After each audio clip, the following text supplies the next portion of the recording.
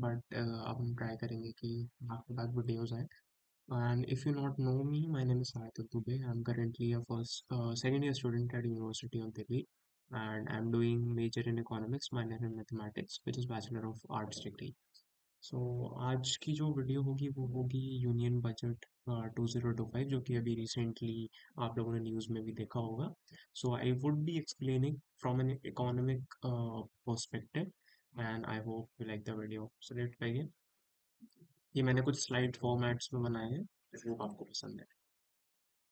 तो सबसे पहले definition and importance of union budget.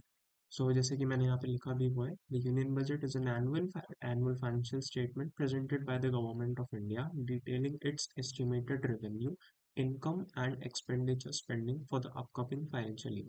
पहले हम इतनी स्टेटमेंट को समझते हैं. तो ये डेफिनेशन हमें बता रही है कि जो यूनियन बजट है वो एक एनुअल फाइनेंशियल स्टेटमेंट है, जो कि गवर्नमेंट ऑफ इंडिया यानी कि मिनिस्ट्री ऑफ फाइनेंस के थ्रू पब्लिश किया जाता है हर साल, एक फाइनेंशियल ईयर के बजट को बताने के लिए. जैसे कि हमारे डे टू डे एक्टिविटीज में, जैसे हमारे हाउस होल्ड में भी एक इनकम होती है, एक मंथली इनकम होती है. फिर उस मंथली इनकम से हम लोग एक बजट डिफाइन करते हैं कि ठीक है, हमें इतना खर्च करना है, इतनी हमारी सेविंग्स होंगी, इतना हमारा इमरजेंसी फंड होगा. सेम तरीके से जो गवर्नमेंट होती है वो भी अपने बजट को प्लान करती है. एंड फाइनेंशियल ईयर April 1 से March 31 होता है. जैसे हम न्यू ईयर देखते हैं कि 1 जनवरी से 31 दिसंबर होता है, बट फाइनेंशियल ईयर जो कि हमारे हिंदू कैलेंडर के हिसाब से होता है, that is from 1 April to 31 March. So अगर 2025 का बजट होगा, तो वो बजट की जो ड्यूरेशन होगी that would be from 1 April 2025 to 31 March 2026. तो अप्रैल टू मार्च हमेशा जो भी फाइनेंशियल बजट होता है अप्रैल टू मार्च होता है. यहाँ पे मेंशन है, it is presented by finance minister in parliament usually on February 1 each year. जैसे कि अभी current finance minister Nirmala Sitharaman ma'am है, so she represented the budget this year. It is divided into two parts, revenue budget, capital budget. अब जो budget होता है that is also divided into two parts, कि एक तो आपका रेवेन्यू का हो गया सेक्शन, एक हो गया आपका कैपिटल का हो गया. अब रेवेन्यू बजट वो होता है जिसमें आपका जो पैसा है जो कि गवर्नमेंट ने कलेक्ट करा है from taxes, non tax revenue, या जो भी गवर्नमेंट के एक्सपेंसेस होते हैं, that would be included in the revenue budget section. और हम कैपिटल बजट की अगर बात करें, तो that is for the long term investment. Okay, आपने जैसे फॉर एग्जांपल लेट्स टेक, जैसे कि आपकी मंथली इनकम 50,000 है ना, आपने हर मंथ 10,000 एक SIP आप डाल रहे हो, तो that is a long term investment. Similar form में गवर्नमेंट भी अपने बजट को प्लान करती है for a long term investment, and that falls in the bracket of capital budget. Second is infrastructure, जैसे कि रियल एस्टेट हो गया आपका, पब्लिक सेक्टर प्रोजेक्ट्स हो गए कि जैसे महारत्ना, नवरत्ना कंपनीज हो गई, इन सब में आपने इन्वेस्ट कर दिया. अब इम्पोर्टेंस क्या है यूनियन बजट की? First, economic growth and stability, resource allocation, taxation and public welfare, investment and business environment, employment and social development. ये पांच मेजर इंपॉर्टेंस होती हैं एक किसी भी कंट्री के बजट की. हम यहाँ पे पर्टिकुलरली इंडिया की बात करेंगे. सो economic growth and stability management, इसमें जो मेन चीजें होती हैं, एक तो हमारा हो गया कि GDP कैसे ग्रो कर रही है. एक जो यूनियन बजट होता है, जैसे आप लास्ट 5 ईयर का कभी बजट उठाना, तो उससे आपको आइडिया मिल सकता है कि ओके, GDP का जो ग्रोथ रेट है वो क्या है. Second is inflation control. आपको इन्फ्लेशन कंट्रोल करके रखनी है, ऐसा नहीं होना चाहिए कि महंगाई बहुत ज्यादा हो गई है. लास्ट ईयर तो सपोज ब्रेड 10 रुपए की मिल रही है, और इस ईयर आपने सीधे प्राइस डबल कर दिया, 20 का कर दिया, 30 का कर दिया, तो वो नहीं होना चाहिए. Fiscal deficit management. और फिस्कल डेफिसिट क्या होता है? जो गवर्नमेंट का रेवेन्यू होता है, उसमें से जो टोटल एक्सपेंडिचर होता है, अगर आप उसको माइनस कर दोगे, तो जो अमाउंट या जो भी नंबर या जो भी परसेंटेज आता है, उसको फिस्कल डेफिसिट कहते हैं. Resource allocation, ensure funds are allocated to key sectors like health care, defence and education. अब जो बेसिक नेसेसिटीज ऑफ लाइफ, जैसे आपका हेल्थ केयर हो गया, आपके कंट्री का डिफेंस स्ट्रांग होना चाहिए. ऐसा नहीं होना चाहिए कि ठीक है, आपने सारे पैसे हेल्थ केयर में डाल दिया, एजुकेशन में डाल दिया, और डिफेंस में आपने एक भी पैसा इन्वेस्ट नहीं करा. तो वो भी कहीं ना कहीं सही चीज नहीं है, क्योंकि आपको जैसे आपने देखा यूक्रेन रशिया का भी चल रहा था. तो डिफेंस एक कंट्री का स्ट्रांग होना चाहिए, हेल्थ केयर स्ट्रांग होना चाहिए, एजुकेशन स्ट्रांग होना चाहिए. और भी कुछ बेसिक नेसेसिटीज होती हैं, वो यहाँ पे मेंशन नहीं है. So health care, defence and education, इन सब सारे जो बेसिक नेसेसिटीज वाले सेक्टर्स होते हैं, इसमें पैसा इन्वेस्ट किया जाता है. तो टैक्सेशन एंड पब्लिक वेलफेयर, हर साल एक टैक्स डिफाइंड होता है, जैसे कि अभी काफी ज्यादा न्यूज में भी चल रहा था कि 12 लाख की इनकम तक there would be no tax on 12 lakh से। अगर आपका इनकम ज्यादा होता है तो जो भी जितना सर्टेन अमाउंट आपका ज्यादा होगा उस पर आपको टैक्स लगेगा। इट इज 12.75, उसमें 50,000 समथिंग कुछ का स्टैंडर्ड डिडक्शन आपको मिलता है। बट मोटा मोटा अगर हम मान लें तो 12 लाख टू 12.75 लाख अगर आपकी इनकम है तो उस पर आपको टैक्स नहीं देना, which is a major relief for the middle class people. Then we come to investment and business environment. Same वही, फॉरेन इन्वेस्टमेंट्स लानी है आपको। बिजनेस किसी अगर इंसान को करना है तो उसको अपनी कंट्री में इस तरीके से सेट ऑफ रूल्स होने चाहिए या इस तरीके से पॉलिसीज होनी चाहिए कि उसको आसानी हो बिजनेस करने में। Employment and social development, job creation हो गया आपका, पॉवर्टी को कम करना, ये सारी चीजें इसमें आ जाती हैं। देन की highlights of budget 2022, fiscal deficit, GDP growth and tax reforms, union budget 2025। Fiscal deficit, जैसे कि मैंने आपको पहले बताया था, total difference between governments total expenditure and it's total revenue, यानी कि बोरोइंग हटा के होता है।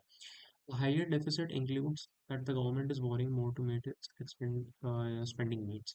In the Union Budget 2025, government has projected a fiscal deficit of 4.4% of GDP, which is considered manageable. अब जो फिस्कल डेफिसिट होता है उसका भी एक सर्टेन इकोनॉमिस्ट के थ्रू एक सर्टेन परसेंटेज डिफाइंड होते हैं कि ठीक है आपका इतना होना चाहिए, इससे ज़्यादा नहीं होना चाहिए, इससे कम भी इतना, मतलब एक बेसिक रेंज दी जाती है। वेरिएंस होता है अगर उसके बीच में फॉल करता है तो गवर्नमेंट कहती है ठीक है, अगर इसके बीच में फॉल कर रहा है तो मैनेजेबल है। एस्पेक्ट ऑफ फिस्कल डेफिसिट, जिसमें आपका गवर्नमेंट बोरोइंग हो गया, एक आपका इम्प्लीकेशंस ऑफ इन्फ्लेशन हो गया, सेम महंगाई ज्यादा नहीं होनी चाहिए, इंटरेस्ट रेट ज्यादा नहीं होने चाहिए। सस्टेनेबिलिटी, सस्टेनेबिलिटी यानी कि लॉन्ग टर्म विजन को हमें लेके चलना है, जैसे कि ये भी विकसित भारत का बीच में प्रोपेगेंडा गवर्नमेंट ने चलाया था। जीडीपी ग्रोथ प्रोजेक्ट्स, जीडीपी का फुल फॉर्म अगर किसी को नहीं पता, ग्रॉस डोमेस्टिक प्रोडक्ट होता है। For 2025, government is projecting a 6.4% of growth rate in GDP. GDP growth rate important क्यों है, मैंने पहले ही समझा रखा है। इकोनॉमिक रिकवरी होती है, जॉब क्रिएशन होता है, गवर्नमेंट के जो रेवेन्यू होते हैं वो बढ़ते हैं, जितना ज्यादा टैक्स कलेक्शन होगा उतना ज्यादा गवर्नमेंट का रेवेन्यू बढ़ेगा, उस हिसाब से स्पेंडिंग होगी, उस हिसाब से जीडीपी बढ़ेगी। Tax reforms, then there is same income tax reform, 12 lakh rupees तक आपको टैक्स एग्जेम्पशन मिल जाएगा। कॉर्पोरेट टैक्स में थोड़ा रिलीफ मिलता है। और अब बेसिक क्या होता है कि एक इंडिविजुअल की इनकम का और एक कॉर्पोरेट कंपनी के जो टैक्सेशन स्ट्रक्चर्स होते हैं दोनों में डिफरेंसेस होते हैं। तो कॉर्पोरेट टैक्स होता है उसमें आपको थोड़ा रिलीफ मिलता है। फिर उसके बाद इनडायरेक्ट टैक्स रिफॉर्म्स आ गए जिसमें आपका जीएसटी हो गया। एक दो तरीके के टैक्स होते हैं, एक तो आप डायरेक्ट टैक्स जो गवर्नमेंट को पे करते हैं डायरेक्ट अपनी इनकम के, और एक होता है गुड्स एंड सर्विसेज टैक्स। जैसे आपने कोई प्रोडक्ट परचेज किया एंड मान लो फॉरेन प्रोडक्ट है तो उस पर अलग टैक्स लगेगा। अगर आपने कोई इंडियन इंडियन प्रोडक्ट परचेज किया जो कि सेम कंट्री में बन रहा है, सेम जगह मैन्युफैक्चर हो रहा है, तो उसका जो टैक्स स्ट्रक्चर अलग होता है, बट दोनों चीज पर जीएसटी लगता है and GST rate is majority cases में 18%। ना कमिंग टू द सेक्टर्स, कितना कितना पैसा कितने सेक्टर्स को अलॉट हुआ है, तो coming to budget 6.81 lakh crore are allocated to the budget. Infrastructure को आपको 11.21 लाख करोड़ अलॉट हुआ है, जिसमें से मेजर हाईलाइट है कि 2.5 लाख करोड़ इस बार रेलवे को अलॉट हुआ है। सो जैसे कि कई काफ़ी नए प्रोजेक्ट्स भी आ रहे हैं आपके, जैसे अभी आपका बुलेट ट्रेन का प्रोजेक्ट आ रहा है अभी। आई थिंक गुजरात से मुंबई में कोई हाई स्पीड रेल लाइन का स्टैब्लिशमेंट हो रहा है, तो वो सारी चीज़ें इस बजट में कवर हो जाएंगे। डिफेंस आपका 6.81 लाख हो गया, 8.1 lakh crore. Now coming to health care, health care में आपका अलॉट हुआ है इस बार 2.5 lakh crore, which is I think sweet spot for the health care. But इसमें अगर चाहें तो थोड़ा और डेवलपमेंट हमें देखने को मिल सकता है इन द कमिंग ईयर्स। अब ये पैसा एलोकेट होता है तो ये यूज कहाँ होता है, strengthening the public health care insurance schemes जैसे आयुष्मान भारत। अभी बीच में आपका आई थिंक पीएम कोई योजना भी आई थी जिसमें आई थिंक 5 लाख रुपीज तक फ्री मेडिकल सर्विसेज होती हैं, उसका कोई कार्ड वगैरह बनता है। देन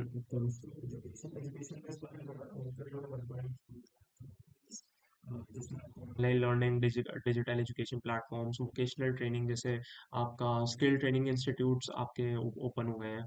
अगर आपको नहीं पता है तो आई वुड डेफिनेटली सजेस्ट कि आप लोग चेक कीजिए। आई थिंक आईआईटीआई स्टूडेंट्स के लिए it is a very good opportunity. Then coming to agriculture, rupees 3 lakh crore.